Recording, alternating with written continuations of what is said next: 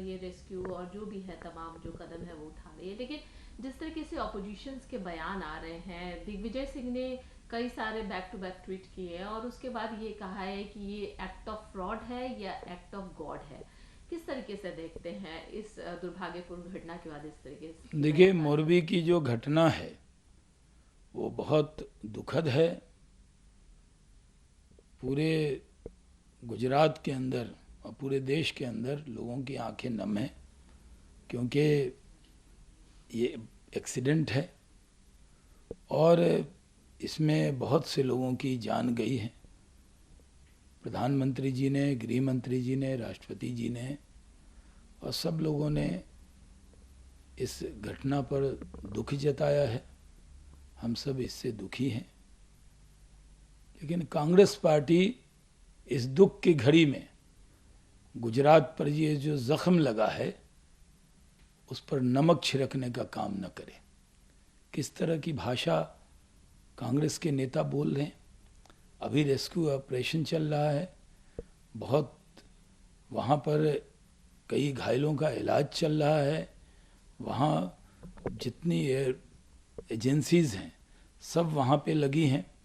वहाँ पर सेना के और एनडीआरएफ के, एसडीआरएफ के पूरी ताकत से सब लोग वहाँ लगे हैं।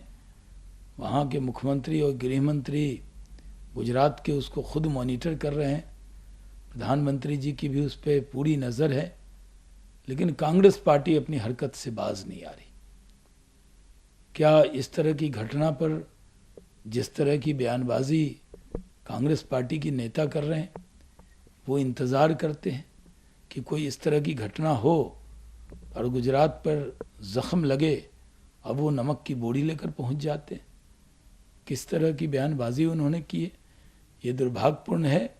कम से कम राजनीति से थोड़ा ऊपर उठना चाहिए कांग्रेस पार्टी को और आम आदमी पार्टी के नेताओं को भी। इस तरह की बयानबाजी नहीं करना चाहिए। गुजरात के जख्म पर नमक नहीं छिड़कना चाहिए। एक इससे रिलेटेड महबूबा मुफ्ती ने लगातार केंद्र सरकार पर कई सारे आरोप मढ़े हैं और उन्होंने ये पूछा है कि आखिरकार कश्मीरी पंडित जो है उनको माइग्रेट के साथ उनकी तुलना क्यों की जा रही है। कश्मीर में अब ना तो उमर अब्दुल्ला है, ना फारूक अब्दुल्ला है, ना मैं हूँ, किसी की सरकार नहीं, अब तो बीजेपी की सरकार है। तो आखिर कश्मीरी पंडित जो है लगातार 6 महीने से प्रोटेस्ट कर रहे हैं, टारगेटेड किलिंग हो रही है, उन पर अत्याचार हो रहा है, आखिर ऐसा क्यों? देखिए, महबूबा मुफ्ती घड़ियाली आंसू न बहाएं। सबको मालूम है कि जब मुख्यमंत्री रहते हुए भी कोई आतंकवादी मरता था तो वहाँ आंसू बहाने पहुँच जाती थी, वो उनके जनाजे में शामिल होने पहुँच जाती थी।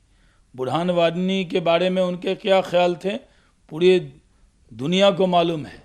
महबूबा मुफ्ती जब भी और उनकी पार्टी पीडीपी सिर्फ आतंकियों का समर्थन करती रही, और जब कश्मीरी पंडितों का पलायन हुआ जम्मू कश्मीर से, उसकी सबसे बड़ी जिम्मेदारी थी तो पीडीपी और नेशनल कॉन्फ्रेंस जैसी पार्टी पे थी, जिन लोगों ने वहाँ के माहौल को ख़राब करने का काम किया।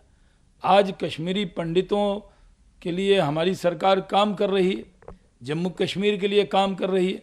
आतंकवाद की जड़ को पूरी तरह काटा जा रहा है, और जब आतंकवाद का दिया बुझता है तो एक बार ज़रूर ज़ोर से जलता है। कोशिश जानबूझ के हो रही है पाकिस्तान समर्थित आतंकियों के ज़रिए। जो लोग आतंकियों के कंधे पर राजनीति करते हैं उनके ज़रिए कि कश्मीरी पंडितों के मन में डर पैदा किया जाए। लेकिन हमारी सरकार का कमिटमेंट है कि हम कश्मीरी पंडितों की हर शर्त पर हिफाजत करेंगे। जो एक दो घटना इधर बीच में हुई वो दुर्भाग्यपूर्ण है, उस पर कार्रवाई हो रही है। ऑपरेशन ऑल आउट चला, हमने बहुत से आतंकी मार गिराए, और जो छिटपुट बच गए हैं वो इस तरह की हरकत करके वहाँ का माहौल ख़राब करना चाहते हैं। अब महबूबा मुफ्ती और नेशनल कॉन्फ्रेंस आज बहुत बड़े हमदर्द बन रहे हैं कश्मीरी पंडितों के, जबकि कश्मीरी पंडितों की जितनी समस्या है उसकी जिम्मेदार कोई पार्टी है तो कांग्रेस पार्टी, पीडीपी और नेशनल कॉन्फ्रेंस, हुर्रियत कॉन्फ्रेंस, इन लोगों ने किस तरह का माहौल बनाया था।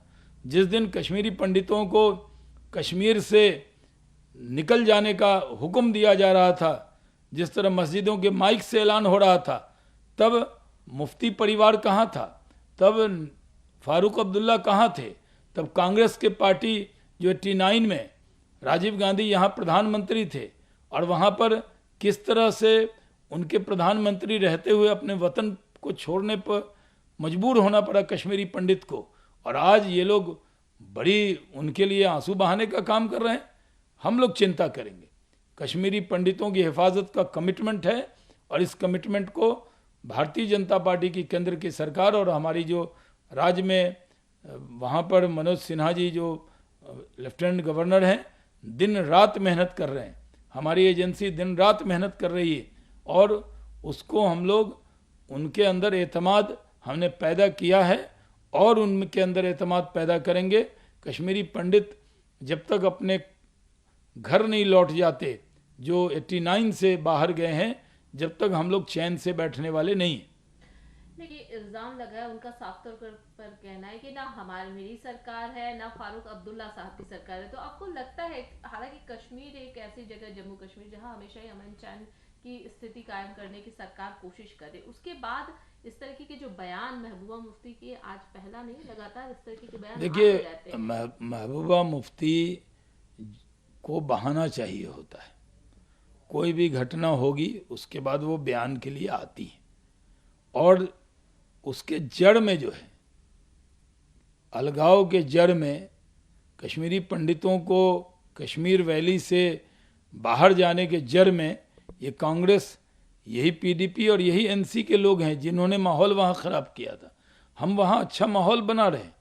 कोई भरोसा है वहाँ लोगों को तो भारतीय जनता पार्टी पर है। और बहुत बड़ी साजिश है पाकिस्तान समर्थित आतंकियों की और अलगाव समर्थित वहाँ जो नेता हैं उनकी, कि किसी तरह यहाँ का माहौल जो अच्छा बना है, टूरिज़्म बढ़ा है, टेररिज्म कम हुआ है, पहले से घटना कम हुई है, और जब भी इस तरह की घटना होती है उसमें वो कैसे सियासत कर पाए, इसलिए इस तरह की बयानबाजी महबूबा मुफ्ती और नेशनल कॉन्फ्रेंस और कांग्रेस की तरफ से हो रही है। कश्मीरी पंडितों की चिंता हमने पहले भी की है, अभी भी कश्मीरी पंडितों की पूरी चिंता करेंगे, उनको वैली में पूरी सुरक्षा देंगे और जो आतंकी जहां भी बचे खुचे हैं उनको ऑल आउट करके रहेंगे। बट ये जो कह रही माइग्रेंट से ना की जाए, उस पर क्या कुछ कहेंगे आप? देखिए, कश्मीरी पंडितों के बारे में महबूबा के मुंह से कोई भी बात शोभा नहीं देती। महबूबा मुफ्ती कश्मीरी पंडितों को अपना वतन छोड़ने पर मजबूर करने वाले जो नेता हैं, उस पार्टी की नेता हैं पीडीपी की, चाहे वो एनसी हो या कांग्रेस हो। वो इस तरह झूठे आंसू बहाने का काम न करें। हमें मालूम है कि उन्होंने कश्मीरी पंडितों के लिए कुछ नहीं किया, बल्कि वो कैसे उजड़ जाएं जम्मू कश्मीर से, इसके लिए कांग्रेस, पीडीपी और एनसी ने काम किया था। अशोक गहलोत जी ने कहा है कि जैसे ईद पर जो है वोट्स खरीदे जाते हैं, ठीक उसी तरीके से बीजेपी जो है एमएलए को खरीदने की कोशिश कर रही है। देखिए, इसार और कुर्बानी का त्यौहार है बकरीद। आजकल कांग्रेस के नेता ये कुर्बानी पे जो बकरे कुर्बान होते हैं उसका मिसाल बहुत दे रहे हैं आजकल। खड़गे साहब ने पहले कहा बकरीद में बचेंगे तो मुहर्रम में नाचेंगे। अब अशोक गहलोत साहब भी बकरे का मिसाल ज़्यादा दे रहे हैं, जबकि ये पता है कि कांग्रेस के वहाँ 5 एमएलए बचे और बाकी अशोक गहलोत जी के हो गए। सीएलपी की मीटिंग के लिए जो ऑब्जर्वर गए थे, जो कांग्रेस के अध्यक्ष खड़गे साहब खुद ही गए थे, तो क्या हुआ उसका जवाब है उनके पास कि कांग्रेस अध्यक्ष होने के नाते खुद ऑब्जर्वर बन के गए थे पहले, अब वो सीएलपी की बैठक कब होगी? क्या वहाँ 2 कांग्रेस है? एक कांग्रेस है जो खड़गे साहब और सोनिया गांधी जी वाली, और दूसरी कांग्रेस है कांग्रेस गहलोत, कांग्रेस आई और कांग्रेस जी। तो कांग्रेस जी में तो ज़्यादा एमएलए हो गए और कांग्रेस आई में 5 ही हुए थे। तो आज अशोक गहलोत साहब को यही लगता है कि ज़्यादा जो मिसाल वो बकरे का दे रहे हैं, तो पहले आपने एमएलए को बकरे की तरह आपने बाढ़ में बांध कर रखा और 5 ही निकल कर गए कांग्रेस की तरफ। इसके बारे में जवाब दीजिए कि वहाँ क्या खरीद फरोख्त हुई, वहाँ क्या डील हुई। अपनी पार्टी में बगावत करके आप मुख्यमंत्री बने हुए हैं, या तो कांग्रेस की हिम्मत नहीं है उनको हटाने की, क्योंकि नेहरू गांधी फैमिली के अध्यक्ष बनने के बाद ये पहली घटना थी कि सीएलपी की बैठक नहीं हुई, उस पर कोई जवाब नहीं है। और बीजेपी खरीद रही है, फरोख्त कर रही है, और कांग्रेस पार्टी ने जो राजस्थान में किया उसका जवाब दीजिए गहलोत साहब। एक अंतिम सवाल, शत्रुघ्न सिन्हा ने कहा है कि राहुल गांधी का जो मैजिक स्पेल है वो आने वाले चुनाव में दिखेगा। हाँ, वो शत्रुघ्न सिन्हा साहब कह रहे हैं तो हम इंतज़ार करेंगे। अभी गुजरात और हिमाचल का चुनाव है और राहुल गांधी जी का कितना मैजिक चलता है इसको हम लोग ज़रूर उनके बयान का रिजल्ट के दिन आकलन करेंगे कि उनका जो जादू है कितना चल रहा है, कितना मैजिक है, तो इसका इंतज़ार करेंगे। Thank you so much.